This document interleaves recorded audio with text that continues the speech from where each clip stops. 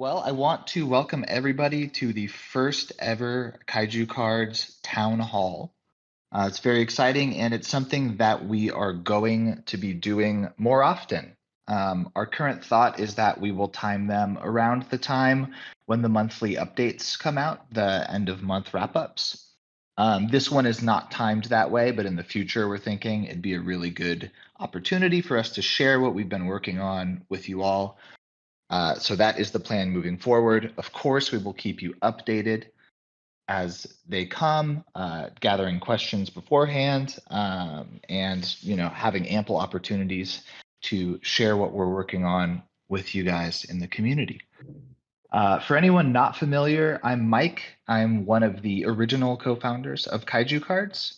I'm the CEO and I'm involved in every aspect of the project. I oversee the entire company. I manage all projects and all departments. I'm responsible for hiring, scaling, just workplace culture, all those great things. So lots and lots of stuff. We do have a schedule for our town hall today. It mostly consists of things that Josh and I want to talk about and share with you. Some dedicated community members may already know about these things that we talk about, but nonetheless, I think it's important that we share them. And I'm really excited that we're recording this today so that other people can be aware of what we're working on.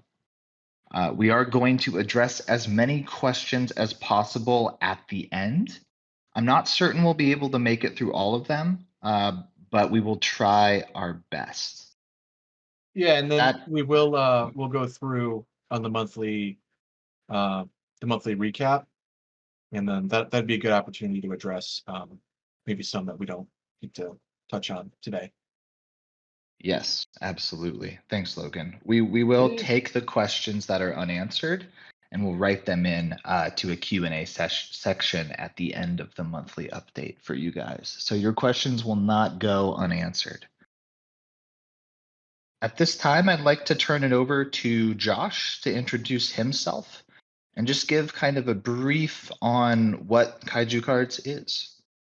Hey everyone, I'm Josh. Some of you already know me. I am the head of product here at Kaiju Cards. I do a lot of like higher level strategy things when it comes to thinking about what the game and the product is, and I specifically act as the bridge between a lot of the Web3 and blockchain aspects of the game and the game design departments.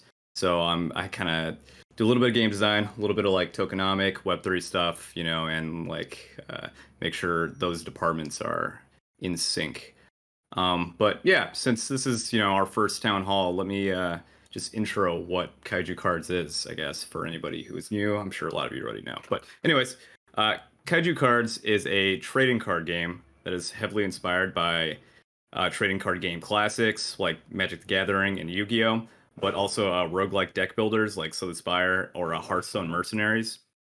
What this means is, in Kaiju Cards, you will use your Kaiju to build a deck of cards that you bring with you into a sprawling dungeon battle.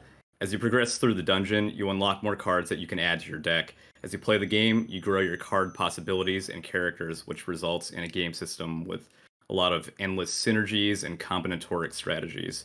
The goal is to make a game that is deep with a lot of replayability and that is simple to approach but really complex to engage at a deep level. Just some kind of central tenets of our product philosophy is that we want to make the game free to play and have a really low friction onboarding new users, but we want to make the game a very fun and dynamic and challenging experience for those who want to push the game to those levels. And we want this to be a true blend of Web3 and a game. Uh, we we want to make a game that really Web3 makes the most sense for this game, and that's why we chose we chose to make this a trading card game and one that is character based, and it'll yeah. It will make sense as we go. our goal here is to make a game that stands on its own, but does not have crypto just slapped on.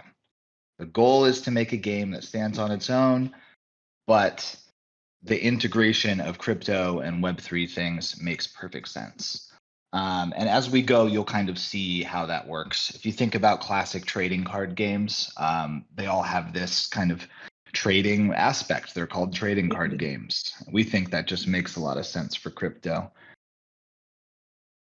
That was the intro to our product. I think it's really important to clarify what the product is for you guys. There are a lot of questions about that from day to day. We will be reposting some of these things in the Discord, and then we can talk about them, of course, in the future as well. So I would like to briefly recap kind of some things we've talked about in the last month. The first being the stability of the project and the stability of our treasury. We are not negatively affected by a bear market at all. It doesn't change any plans. It doesn't change our runway. It doesn't change the rate at which we build or anything like that at all. I have been very careful to protect the project's treasury. It's my number one goal is get the product out there, protect the jobs of the people who work at Kaiju Cards, and make sure that we can deliver on what we need to deliver on. I also want to talk about the team getting together in Los Angeles. We got together physically. You know, most of us are West Coast. A lot of us are LA, like 80%. The development team is in San Francisco. And then Logan, of course, is in North Carolina. So we're mostly West Coast, but it's mostly been remote work for us.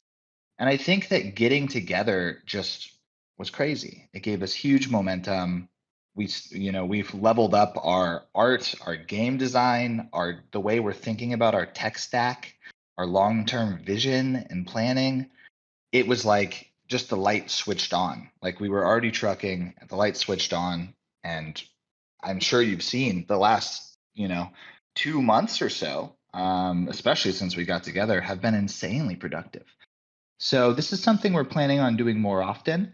And in the future, when we get together physically as a team, looking into next year especially, we'd love to also do some type of in-person events for the community as well, whether this be at conventions or what have you.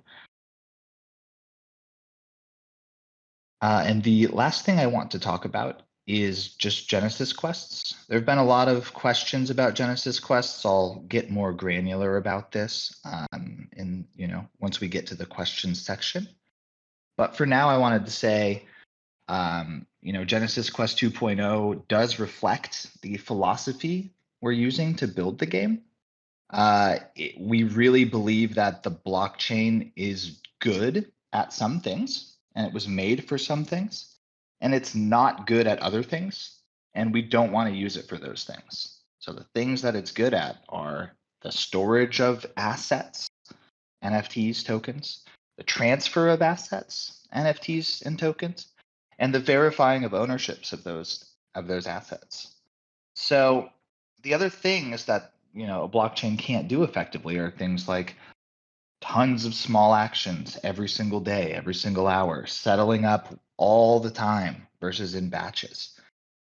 So we really believe that we need to use the blockchain for what it's good for and use traditional game servers for what those are good for. So you will see a smooth experience reflected in the game as well when we push it out there. I do want to encourage you to take as much advantage of it as you can. It is not a permanent game mode. There is not a set end date yet, but it will end, around the time that the closed alpha comes out. I want to move on to May and just give a quick recap of some major milestones we hit. The first is the Fractal listing. We are very, very excited to be on Fractal. I think that the things they're doing behind the scenes and the things they're preparing for are really big. I met with their CEO, David Wirtz. I'm not sure if you're familiar with him. He is a co-founder of Google Drive and just a smart and humble person. And he told me about the Fractal wallet, which I think is really forward thinking. I don't know how many of you are familiar with the Fractal wallet, but it's non-custodial, but represents more of what a Web 2 experience would be like. It's really nicely integrated. And more importantly, it has APIs to take data from your games. So Fractal can be a marketplace that not only sells things and allows you to buy things, but has leaderboards and competitions and stats about the game, and the game integrated into the browser itself. So it's a little more than a marketplace. It's a little more than what you would expect from an NFT marketplace. They're really aiming to be a games marketplace with kind of a thriving community and kind of a hub for Web3 gaming. I can't think of many other projects that have that in their ethos. And I think it's a really important piece of infrastructure moving forward. One other thing I want to talk about that you may not all be aware of is we're doing a rebrand. We're doing a full rebrand. That's everything. That's logo, brand colors, simplifying our copy, all these great things that help the face of the company publicly. It also includes a redoing of our website and a honing in on more specific visual marketing materials. It's top of mind as we get close to releasing a playable alpha. So this is one of the biggest things that we're working on behind the scenes and is really our main marketing initiative for the time being, at least. The final thing that I wanted to touch on before I pass it off to Josh and you get to have a break from my voice for a little bit is that we are doing a Discord consolidation. We heard, Logan did some great interviews with the community. We heard the pain points around the Discord. I have been in the Discord a lot myself and agree it's a little cluttered. So we're going to consolidate everything, streamline everything, make sure, the meat is there, and we'll trim off the fat as much as we can. This is going to be an ongoing thing, because Discord is living and breathing. It's kind of the heart of the community. So as we move forward, please continue to share your feedback about the Discord always. We'd love to hear it. We're going to be striving to make as many improvements as we can. Yeah, and you can just straight up DM me if you want. I'm kind of past the phase of doing interviews and surveys and whatnot, but I'm still happy to jump on individual calls to address pain points within the community. But yeah, like all the individual interviews, like a lot of people that are in the audience now, like I spoke with you, and we're taking action on a lot of the common pain points. And the Discord server information consolidation is like one of the ones that we can take action on right away. That's not being held back by any other production milestones that we have in the pipeline here. So it's something that we're looking to address right away. So yeah, and the other thing is we're kind of trying to be prepared for upcoming, when we hit these major milestones in development. We would anticipate more people entering the Discord server, and we want to make sure that this server, among other touch points, is as streamlined and as new user friendly as possible, so they get the information that they're looking for right away, and that the process of navigating throughout the server and engaging and all that good stuff is super concise and noob friendly, basically. Yeah. I really want to just publicly thank Logan. It's cheesy, but Logan is just an excellent resource and is really, really a great resource for not only the team, but the community. Definitely utilize Logan, express your pain points, just like he said. We're happy to listen and make adjustments.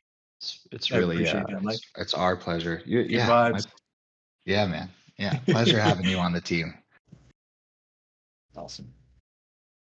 All righty. So we have not released the end of month wrap up, which usually details what we're looking forward to in the next month in June. But I do want to talk about the milestones that we're aiming to touch in June specifically. So you all know that we have the Sword Forge coming and the marketplace coming. That's really one of the bigger tasks for June, is to get the Sword Forge out there. I know you have a lot of questions. I'll be answering them in the Q&A section about this specific thing, how it works, the process. But we want to get the Sword Forge up, and the Sword Forge is really the genesis of the marketplace. And the marketplace itself is a peer-to-peer place where you can trade Kaiju Cards items and Kaiju Cards themselves, characters, peer-to-peer. We think it's really important that we have a marketplace that supports the trading of our assets in a logical way. We think that other marketplaces are really good for certain things, but they're tailored to a kind of generalized NFT trading experience. And it's really important for us to have something that makes sense and is more akin to the game marketplaces that we grew up loving and playing in. Definitely a lot of MMORPG marketplace research has happened during this phase. We think it's really important that the large amount of items that we have planned are easily sortable and searchable. So that is one of the big things that we're touching on in June, and the goal is to have it out by the end of June. It's a little ambitious, but we are aiming for that. So keep an eye out, and we'll update you as we go. To be clear, the milestone is the Sword Forge and not the entire marketplace. The entire marketplace is a little bit of a bigger task. But it is also in the pipeline and sharing a lot of the same tech stack that the Sword Forge will. The next big thing that we are working on and aiming to have done in June, or not done, but further along, is game development. So I want to describe a little bit more about where we're at with game development for you guys. Because I know that all you see is sneak peeks and little images here and there. So the goal for us right now is to build a closed playable alpha. And what that means, what that actually is it's a self-contained game experience. We have crafted a entirely unique dungeon just for the closed alpha.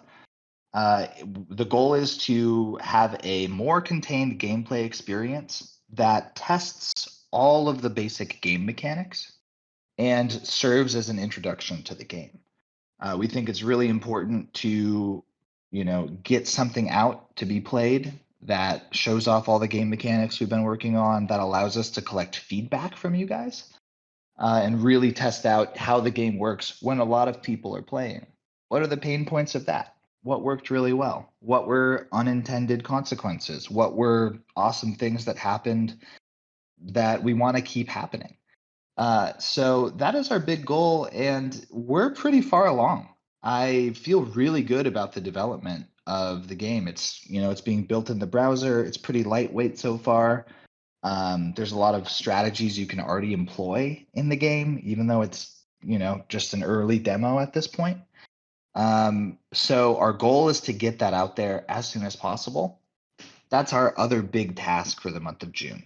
Now, I'm not certain that it can be out by the end of June, but that is the goal that we're reaching towards. So as we move closer to that, just keep your eye out. I'm going to be sharing lots of sneak peeks, lots of videos, images, all that great stuff. The final big milestone topic for the month of June is the tokenomics in general, but specifically the tokenomics of the Sword Forge. Genesis Quest emits tokens, and then the Sword Forge, you pay those tokens back into the Sword Forge to get a sword. And we need to make sure that this process makes sense. We need to make sure that it makes sense for our long-term plans, for the longevity of the project. And we also need to make sure that it makes enough sense to stimulate demand for people to get in to buy new Kaiju cards. So as a person looking from the outside in, the goal at that point would be to buy a Kaiju card, to earn some gems and Genesis quests, and to go and get a sword, giving both their Kaiju card and their gems utility right off the bat. So this is a process that we're actually building models for. We're thinking about deeply. It's not just a flippant decision. It needs to be well thought out. All economic decisions in the game need to be addressed in this way, and they need to be addressed in real time. So, it's really great that we have data on the emission of gems and all sorts of other things about Genesis quests that can help us make these decisions.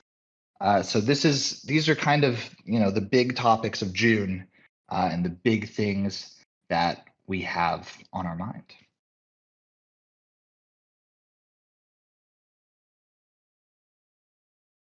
So that about wraps up what I had to talk about. I think a lot of recaps are really important, put things in perspective, focus in on the important details. So I wanted to take some time to answer some community questions at this point. Unless, Logan, you have anything that you'd like to say before we move into this section? Yeah, sure. I did notice a few questions in regards to like marketing clarity moving forward, and I can touch on that now before you jump into the other questions if it's all good. Yeah, please do. Please do. All right, sweet. So yeah, as many of you in the community know, I've earlier, like a month or so ago now, I was going through the process of listening to people, getting feedback from core community members, and kind of figuring out, common pain points with where we're currently at. And I recently finished that. I presented the team with a really cool presentation. I call it a buyer persona guide, and in that I put together common frustrations, overlaps. So I found many trends and things that we can resolve in terms of pain points, improve on, and then things that we can do differently in the future. And so right out of the gate, we're working on things that are more addressable in the short term, kind of low-hanging fruit things. Again, Discord information consolidation is one of them. You'll see right now with Mike, Josh, and I, our profile, our Discord profile images of Kaiju cards. That is just one tiny thing, just to give it, a quick example of something that was easily addressable right out of the gate, was trying to be more present in our community and having more team members present in a unified way. So we all have Kaiju cards as our profile images. We're making an effort and we're going to continue to improve on that, being more present in the Discord server. And then we're also working on, we've even beta tested some fun things that we can do with the community, like game night, maybe a movie/TV show night, things like that. So we can be more, just more available, with the community, or more present about it. We've also worked on improving the volume of content on Twitter, as that's been our primary social channel. Right now, again, we're just focusing on addressing the pain point, which was presence, lack of social presence. So volume is something that logically resolves that. And in the future, we'll be doing more things, seeking Twitter partnerships. And we're going to also expand the social channels that we're active on, including, Instagram is one that we're looking into right now, and launching that soon, which will be dope. In terms of just content volume too, that's also going to be addressed in the near future, because, like, for example, some of us are going to NFT NYC. There will be some fun kind of behind the scenes, I guess, content that we can have there. The next time that we work together in Los Angeles, we're making an effort to share more, just be more visible, more present. And then in terms of more traditional marketing efforts in the future, we're getting close to having the alpha that we've been talking about. So actual playable gameplay of the main game that we've been working on when we have that, that'll be an asset of value that we can use for marketing efforts in reaching out to influencers and media in the space to give them something that's meaty, that is of value to them to share on our behalf, as it's a mutually beneficial asset. But a lot of the things that we're working on right now, you have to prioritize and organize them. So right now, Discord information consolidation is the immediate addressable thing that we're working on. In the meantime, we're also working on our marketing timeline, organizing what milestones, what product development milestones we have coming up, and then what can we organize around those milestones to maximize the effectiveness of those moments. When you're developing a product, there are always going to be moments that have value tied to those moments, in terms of value for media, value for influencers, value for our general community. So there's a timeline that needs to be organized and then executed upon moving forward. But I can say, June, July, very meaty, very milestone dense months, even going into August. We have a lot of cool things that are coming up and a lot more things to share. But I just want to take a moment to, let everyone know that based off of the feedback that we gathered over the last month, speaking to core community members and so on, we really, it helped us a ton in identifying things that we can address right away, and then things that we can prepare for in the future to maximize those events, to just make this project as successful as possible for everybody from a marketing standpoint, along with it just being a dope project in and of itself. But, so so I don't want to keep Mike from addressing the questions, because we got quite a bit of them, and we'll dive into dude, it. talk as much as you want. I'm having a lot of fun just listening to this. It makes me feel excited. I got so many things that just listening to and preparing for that, it's kind of like brain vomit, I guess, is like, for lack of a better way of putting it. But yeah, so in the future we've got again our monthly blog, our monthly dev write-ups in our Notion blog. Those are going to continue to be updated. We're going to continue to do these town halls as well for those that maybe aren't reading those, just so that they can get access to that information. And then I'm also going to be putting together threads on Twitter that are going to kind of like TLDR recap what's in the monthly dev write-ups, so that those that, again, may not want to read the whole article, or at least not in the moment, can still get kind of the cliff notes in Twitter. But yeah, rest assured, like we are organizing everything, but everything has to come in kind of a logical order. So again, Discord information consolidation is where we're at now.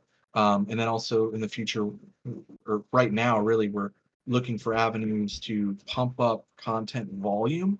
And that also, we're also going to be mindful of engagement within our community. So in the future, we will have more activities where us as a team, we're present, and we can hang out with all of you and do some fun things together. And then when we get closer to these big development milestones, we're going to be prepared for those with our marketing timeline, and take action on those so that we can earn media exposure, influencer exposure, and so on. So it's all in due time, but things are happening in motion. And this town hall is an example of one of the things. Yeah, I love it. I tend to think in terms of dense meaty information. My brain thinks in big concepts and lots of explanation. And I think that data shows that most users sharing, let's just use sharing Twitter or articles on Twitter as an example. A large majority, I'm not talking like 60%, I'm talking like over 85%, a majority of people do not read the article at all. Now, the people who do read the article that they repost on Twitter, They only read the first couple sentences. The fact that our information about our game is buried in the Discord and buried in the Notion documents just needs a little bit of help bringing those things out, to be easily digestible in the public. And that's Yeah. really what Logan has been focusing my eyes on as well. And it's been really, really valuable. Just getting that stuff out there so everyone can see. So that's, I think it's pretty fair, and you can feel free to chime in, Logan, but I think it's pretty fair to say we're working on kind of the foundation right Yeah, now. 100%. We're strengthening the 100%. foundation. Yeah. So I'm really looking forward to it. Yeah, thank you, Logan. I think that gives the all good. community a lot to be excited about, and kind of clarifies where we're at behind the scenes. We and have. it's like, Oh, go you ahead. don't mean to cut you off. It was just No, go ahead. when going into those things, you don't want to. I want to give as much granular info because I know how much that's valued for everyone. But I know like there are a lot of things that are pretty dope that we're working on that we can't share super granular info on. So like it was kind of like walking a little tightrope to give the info, explain why that's the process in which we're going, but also being mindful that we got some other cool stuff that we'll be able to talk more about in the future. Yeah. Absolutely. Yeah, there is we're only just getting started here. I think it's really important to note that, the team, as well as before Logan joined, our focus is really on heads down building the product. We firmly believe that we could market all we want, but unless there's some type of engagement for people or some type of thing for people to go engage with, hopefully an actual game demo. It's, all that time and effort spent marketing could be put into making a more robust thing to market. Distribution is certainly important, and we have our eyes on that as soon as the playable alpha is out. So yeah, thank you, Logan. I think that's really appreciated and felt by everyone in the community here. So I really appreciate you chiming in on that.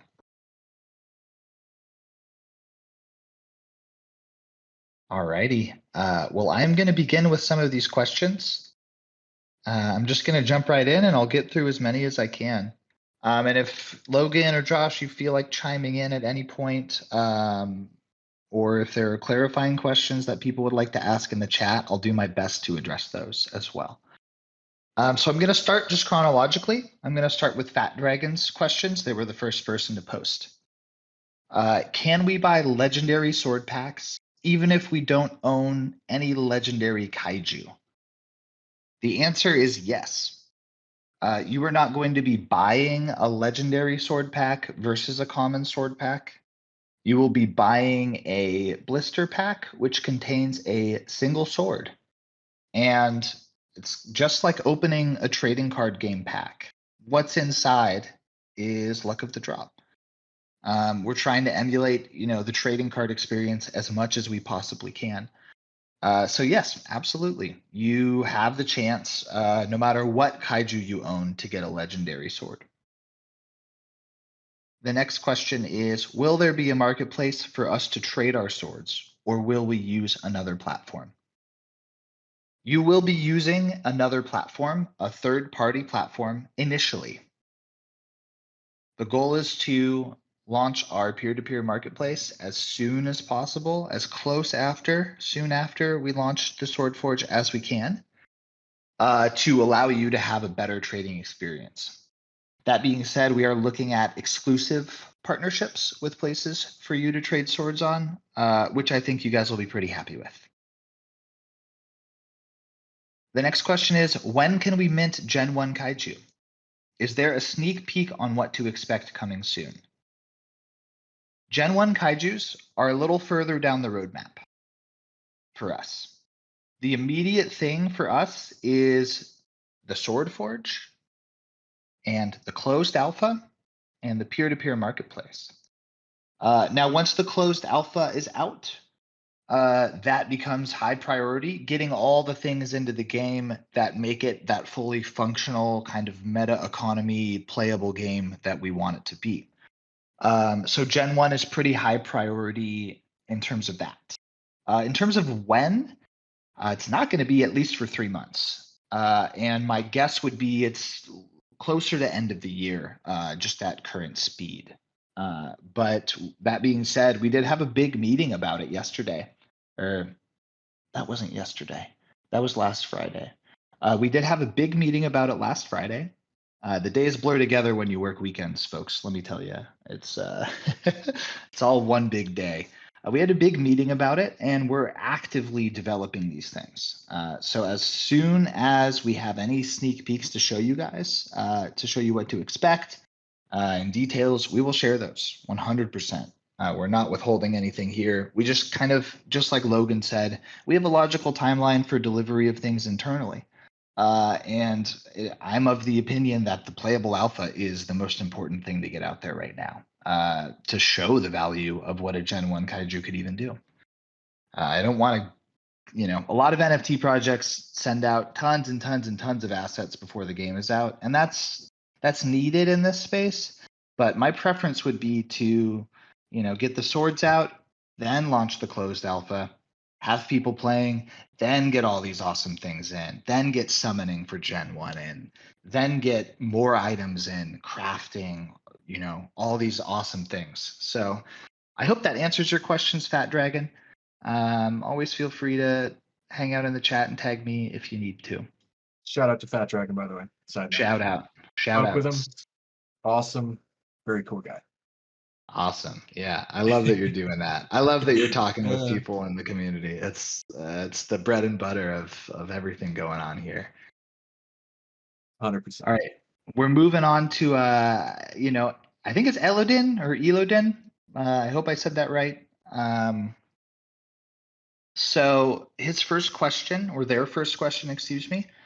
Can the action cards in combat only be used by one specific character or by an entire class? Seems that my hand cards could become messy with incompatible cards if I have 3 kaiju fight at the same time. So I think this question, I'm going to try to answer this question, what I assume you're asking. I want to preface the question with a description of deck building and some basic game design to just really give everyone kind of dispel. There's a lot of questions about this type of stuff, and I want to be really clear about this, just so that you guys understand what's going on. So when you're deck building in Kaiju Cards, you're choosing 3 characters of whatever class you want to put into your party. Each of those characters comes with specific cards. So you're effectively deck building by choosing your characters. So let's say I'm gonna give an example. Let's say you have a Frog Knight, a Frog Wizard, and Warhog. They each have a different class. They're each gonna bring specific cards into the deck. When it's your turn, you draw 5 cards from your overall deck that was composed by those 3 characters. It doesn't matter who the cards belong to. The only thing that matters per turn is how much energy you have to play those cards. So you can play those cards however you want. If you pull 3 knight cards and you only have the Frog Knight's the only knight in your character composition in your party, you can play 3 knight cards in a row. It's not like Frog Knight has to go once, Frog Wizard has to go once, Warhog has to go once. Once you form a party, you can kind of think of that as a single entity.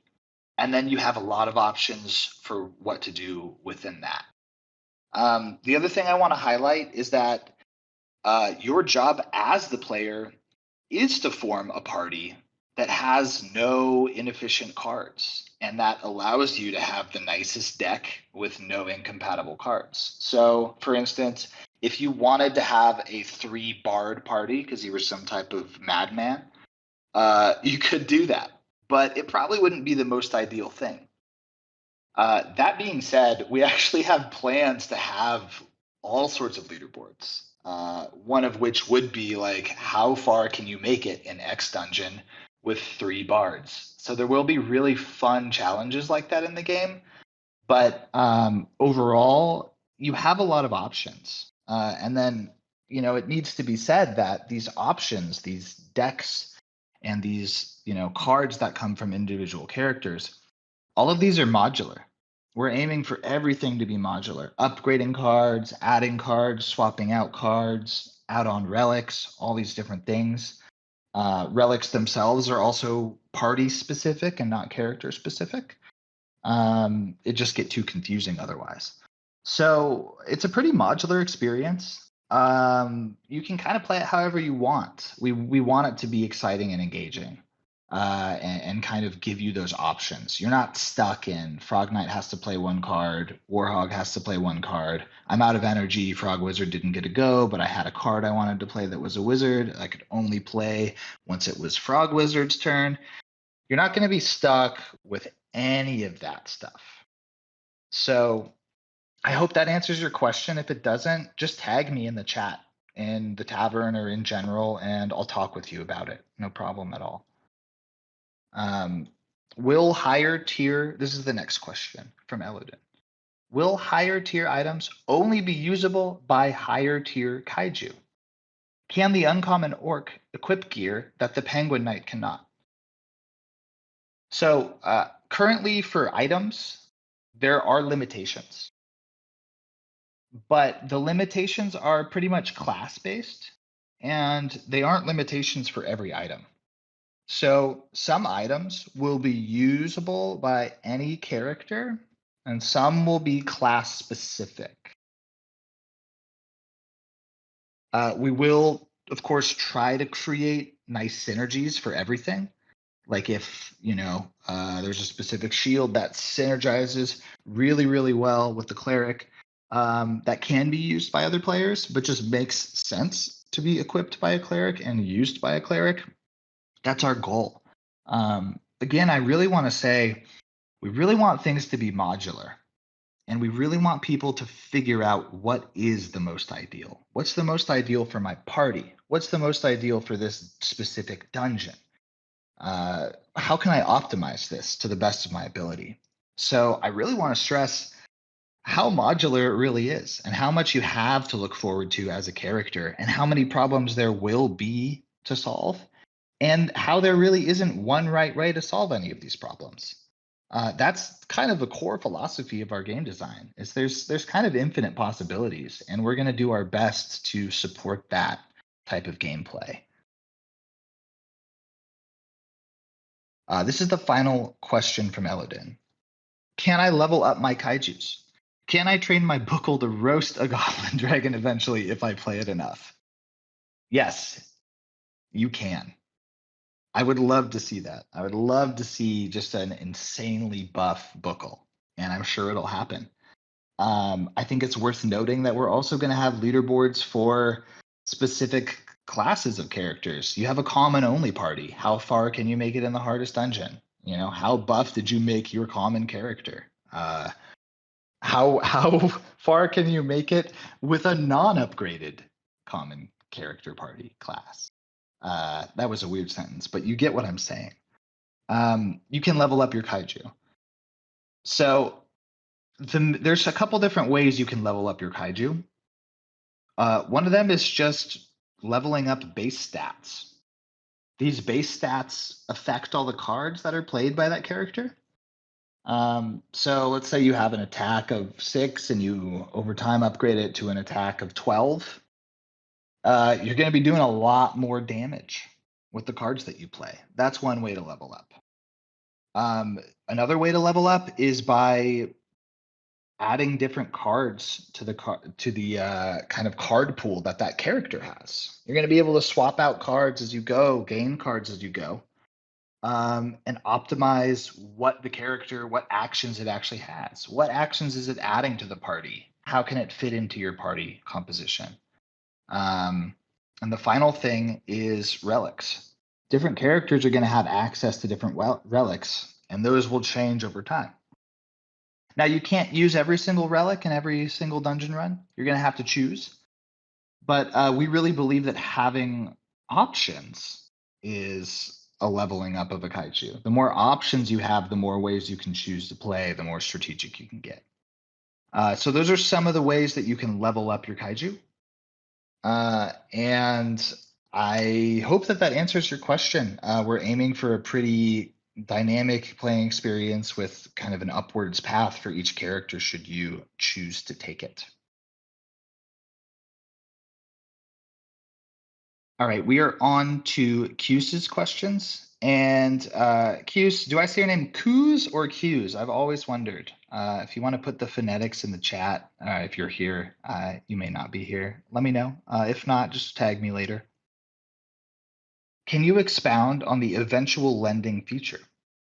Is it still planned to be a collateralist system? What incentive structure will there be for the lender? Will the lender receive a percentage of gems earned from a borrow? Perhaps a set time by a lender? So I'm going to take these one at a time. Is it still planned to be a collateralist system? Yes. The plan is for it to be collateralist and also have no cost upfront. That kind of leads into our next question. What incentive structure will there be for the lender? The lender gets percentage. Indeed, this is kind of the next thing you ask. The lender gets a percentage of the gems that are earned from the borrower. So it's collateralless and it's no payment up front, but we have ways of ensuring that, should the person be borrowing your kaiju, excuse me, and not doing anything with it, we can help you out with that. If you're lending it out and not getting any gems back, we can help with that for sure. And the goal is long term is to make these contracts themselves modular. So it'll be a set time period, a set percentage of gems. Different lenders can offer different competitive rates of what percentage they take. They can, have set time periods or have people renew for time periods. They can opt to get items that the person collected on the dungeon run as opposed to gems. We really want this to be another modular experience. That's long term, though. That's pretty long term. Short term is just collateralist, no cost up front to the lender, and then basically a percentage split of gems earned. The next question is, will the sword packs be a set price by the team in the marketplace? Or will it be more of an RNG on Genesis quests that can then be traded peer-to-peer within the marketplace, or a mix of both? Sword prices, this is the answer. Sword prices will be a set price in gems in the Sword Forge. They will have to be intentionally purchased by a user. They are not earned via questing. It's a very intentional process with a set price. You know what you're getting into at the beginning. Next question. How will the solo market fit in with Kaiju's marketplace? Is the Kaiju marketplace only to purchase things like sword packs at set prices, and the solo market the only way to trade on the open market? I'm going to take these one at a time. How will the solo market fit in with Kaiju's marketplace? So the solo market is its own separate thing. They just decided to list gems because they are listing several game tokens, and I think they have a pretty cool thing going. It's been really cool of them to include gems and to give it its first market. And we're really appreciative of Silverstar and our friends at Solo Fox, the developers. That being said, it's not really part of our game at all. We will have our own peer-to-peer marketplace. We'll have our own ways to trade gems peer-to-peer. Everything will be happening kind of natively in the marketplace. And then, of course, there's secondary marketplaces. You can choose to go wherever you want. Final question. I really appreciated this question. It shows a lot of knowledge about the kind of genre we're building in, and clearly you've been playing a lot of these similar games that we've that we've recommended. Is the enemy intent feature something that will always be on, or will it require a special item of some sort? Or if always on, will there be an item that turns enemy intent off to increase other stats or dungeon run rewards? So currently it'll be on always in the early, especially the early iterations of the game, the first 4 dungeons. It's always going to be on. It's part of your ability to plan and strategize. And I think it's an important piece of the puzzle. Knowing enemy intents allows you to strategize and, you know, plan for getting as deep in the dungeon as you can with as little damage as you can, or whatever your strategy may be, right? That being said, we do have plans for Ascensions that will incorporate things like you mentioned above. Like, can you beat the dungeon with no enemy intents? Can you beat the dungeon with no enemy intents and higher base stats for the enemies? Those things will have leaderboards as well. So we do have thoughts about how to make it a more dynamic process, but in terms of the base game, no. Enemy intents will always be on, or yes, rather, enemy intents will always be on. Just want to quickly hop in and note that, one, shout out to Koos, and it is validated, or verified rather, that it is pronounced Koos, like goose, Koos. but with a K. Great, thank you so much. Love it. I can't believe I haven't asked. I'm sorry, Koos. Yeah, I was saying it wrong. Like internally, saying it wrong. Yeah, me too. So, Me too. Yeah. Well, I will say it right from here on forward. yeah, but yeah, really, really awesome questions. By the way. Yes. Yeah. The questions demonstrate a pretty good understanding of what we are building, and it makes sense because I see you in the Discord all the time. So I really appreciate it. These are general questions that Fizz put together that just we saw a lot around. So I'm going to answer them. When will Genesis Quest end? It's an undefined date. It's still undefined, and it's that way because we want to time it very well with dovetailing into the next release that we have. We don't want to end Genesis Quests and have there be a gap. And we don't want to tell you it's going to end on a certain day and then change that day. We'll give you ample notice. There'll be a lot of time. We're not going to punish anybody. Nothing weird's going to happen. It's going to be available until you have another thing to do with your cards, until you have other utility for your cards. That is my firm direction on this, and I promise that it will be that way. Will there be an item limit? If so, how many items max? So Fizz, are you here? I wanted to ask a clarifying question.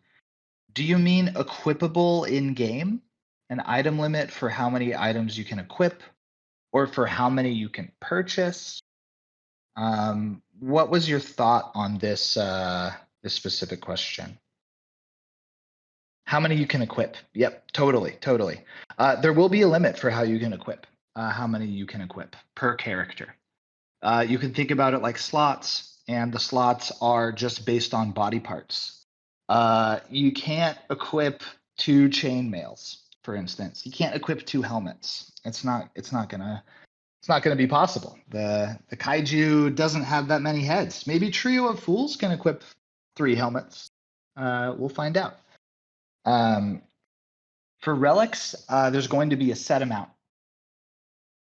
There will be a set amount that you can use per dungeon run, and that's going to be part of your planning and your strategy. Which relics work best with my party? Which ones do I want to use? Do I want to use a relic that boosts base defense by 10%? Do I want to use a relic that, like, you know, increases magic?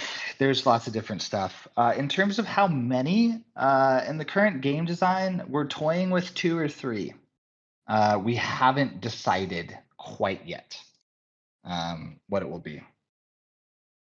I want to keep grinding through these questions. I'm going to try to make it to the end. I don't know if we can, but I'm going to try my best. Thanks for the questions, Fizz. I really like these game design in particular questions. I really want to clarify this stuff as much as possible as I can for you guys. So please keep asking in the Discord. Don't be afraid to tag me. If I don't respond, I'm just busy. And I'll respond when I can. And if I miss it, just let me know because I miss things. It's a busy life over here at Kaiju Cards. These questions are from Edward. When we start leveling up our Kaiju, will there be an option to sell them at base value as if no one had played them before? No, not in our current design. There are things that allow you in our current design to roll back changes you've made with an associated gem cost, but those are experimental at this point. But we do have a mind for something like that. Edward asked a question about Genesis quests. I'm going to consider it already answered. If you have Kaijus on a long quest, when quest ends, you will be able to complete your quest. Or if you want to use the next thing and you need to cancel the quest, we'll figure something out for you. Questions from Mantable from the great Athea Industries. How soon after game release will leasing out Kaijus be possible? Or Kaiju assets, excuse me, be possible? No firm date. We don't have a firm date. It's a pretty big feature to build. I would, if I had to give you a guess, something like 2 to 3 months after earning in the playable alpha starts. So earning will not be immediately available in the playable alpha. Then we'll put earning in, and then lending will be a big thing for us to implement. Question about Gen 1 Kaijus. I will consider it already answered. Why is there no location number 4 on the map of Good Earth? So there's not a location number 4 in the key, but there is a 4 somewhere on the map. And we've actually had a Twitter exchange with a couple community members about it before, if you feel like digging through Twitter. Will Jerry be able to wield a sword? Yes. All characters will be able to wield swords. I'm not quite sure how Jerry. Yeah, I don't know how Jerry does it. You're gonna have to ask him. But he does it. He makes it work.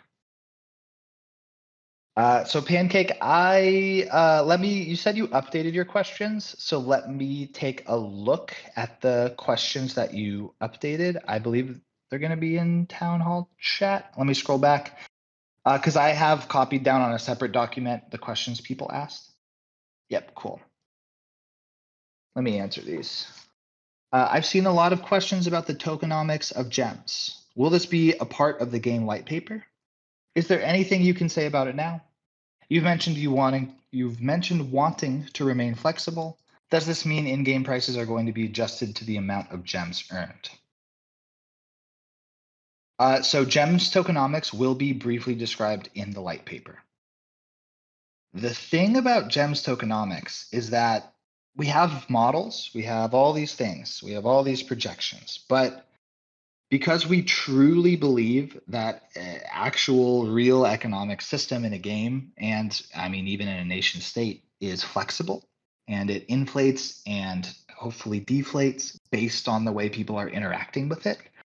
I can't say anything definitive. I can tell you that we're certainly planning on scaling all costs of everything in game with how much people are earning and tying those to actual data that make sense, that aren't too punishing and aren't too easy. And this will be a constant thing. Balancing the economy will be a full-time job once the game is live. It might be the most important job besides game balance itself. You've mentioned wanting to remain flexible. Does this mean in-game prices are going to be adjusted to the amount of gems earned? Yes. There will be adjustments made as frequently as we can to keep things sensible, to make sure that things make sense, that no one is earning way too many gems and then buying up all the in-game items and controlling the market, and to make sure that you're not grinding for a month and not having enough gems to buy the item that you want. If you've been grinding for a month and you don't have enough gems to buy the item you want, we did something wrong. That's too long. And grinding is like, hours a day. If you just log on for 5 minutes a day, it's a different story. What are the plans for the playable alpha? Will it be fully functioning? Will it be a fully functioning game where we get to use all our assets, or will it be a more limited test net where we can play test but not use our cards and gems yet? And will the playable alpha be restricted to holders, or will there be a free-to-play version, like you said, to have planned for the full release? Great questions. This is a very product-centered question. So let me talk about what we have in mind for the actual product of the playable alpha. The playable alpha, which we're currently building, allows you to choose 3 characters, and it's free to play. It's not tied to the Kaiju cards that you own. It's specifically geared towards testing out different classes, the synergies between different classes in a party, and other foundational game mechanics. It's not tied to the cards that you own. It is not tied to earning quite yet. The game simply will just not be balanced at this time. There's no way without you guys playing the game.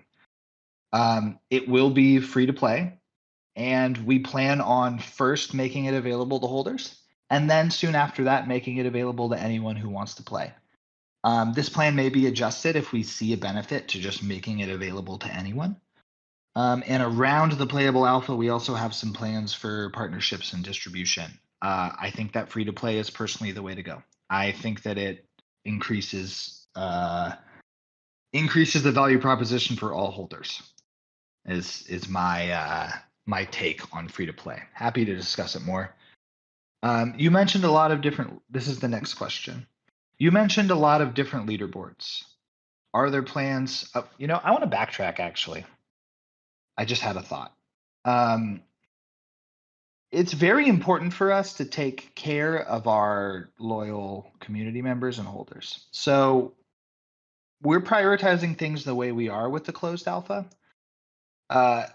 or the playable alpha, I should say, because it may not end up being closed, to benefit the community, to get exposure to the game, and to get people onboarded into the game. So we are doing this with a mind for you guys, and we're doing this with a mind of building that first, and then building all the blockchain components that allow you guys to go on the earning track and the asset ownership track.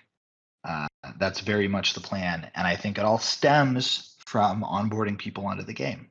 All of that working, all of the economy working, the game distribution working, stems from anyone being able to see the value proposition of the game itself. So that is our big plan there. And Logan, of course, I'm sure has some plans for this as well, which maybe in the next town hall we can talk about. I'm going to move on to Pancake's question, and then I think we may have to call it after this final question. All remaining questions I will be answering in the monthly wrap-up, which, by the way, will be out sometime in the next 7 days or so. The monthly wrap-ups always come out about a week after the month ends, so be prepared for that, and I'm very excited to share it with you guys. All right, Pancake's final question. You mentioned a lot of different leaderboards. Are there plans for in-game achievements? Perhaps rewarding a title so you can flex your achievements on the leaderboard and eventually in multiplayer? Yes, 100% yes, absolutely. Flexing is a very important part of gaming. I like flexing, it's fun. In-game achievements could take a lot of different routes. We have a lot of different ideas. They could be specific relics, specific armor, specific cosmetics, titles, badges. There's a lot of different things to consider here. But yes, absolutely. While the game may not start as PvP directly, we're all about competition. Everyone on the team is competitive. We love competing. It's just really fun. So we are of the mind to introduce a lot of things like that. To everybody else whose questions did not get answered, I will put them into the end of month update. If they do keep pouring in, I may have to select the best of. It depends how many questions come in. If there's like 50 questions, I don't know if I can answer all those in the monthly wrap up, but I will do my absolute best. Yeah. And like, we do plan on doing town halls again, in the future. So maybe some even roll into that. Ideally we roll this into like an ongoing thing, just to make sure everyone is as up to date on the details of the project as possible. I do want to make a point to mention, Fizz brought it up earlier in our chat, and it's worth bringing up now. The sales bot is getting resolved very soon. So, for those that have been looking at Snacky in the sales recent sales channel for a long time, that is not the last sale. Sales have been, obviously happening every day. The sales bot is being resolved soon, being worked on as of now. Indeed. Yep. That's on my task list here. We're going to go through Matrica. That'll be great. Yeah. Okay. One last question. Frog coin rules. I cannot reveal what they do yet. They will do something. They will be useful. I cannot reveal what they do yet. It's in the pipeline. We're absolutely thinking about this. So keep your eyes peeled.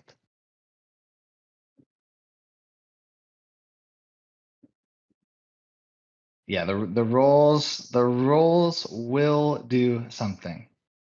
They absolutely will. And yeah, I'm excited. I can't say anymore. Nice. Well, cheers everybody. I really appreciate it. I, like Logan said, this is going to be a regular thing. We're going to do regular town halls. We're going to do them once a month, at least. Absolutely. At least. It's important for us. And I really think it's the best way to update you guys. I really think it's so much better. I'll write the monthly post every month, no problem. I'll do as much as I can in the chats, but this has been really fun. I love talking about this stuff. In the future, maybe a couple town halls down the road, not the next one. But it would be nice to, at the end, actually have a stage for a little bit of conversation with some of you guys for the Q&A section. We can do, pre-recorded questions, and then we can do a live Q&A as well, or pre-asked questions rather. That's in the pipeline, probably not the next town hall, but further into the future. I think that'd be really fun, especially as we get into, the playable alpha being out there. So there's lots of stuff to look forward to, guys. Logan himself, the man, Logan said, June, July, August, Yeah. big months. I want to say the last month of the bear market has been the most productive month ever at Kaiju Cards, ever. It's just crazy. Yeah, it's crazy. We're going to keep building. This thing's coming out there. Yeah, live questions. That seems like a priority. Awesome. Thank you so much, everybody. I look forward to chatting with you all very soon. I hope you enjoy the rest of your day or night and week. And cheers from the entire Kaiju Cards team. Yeah.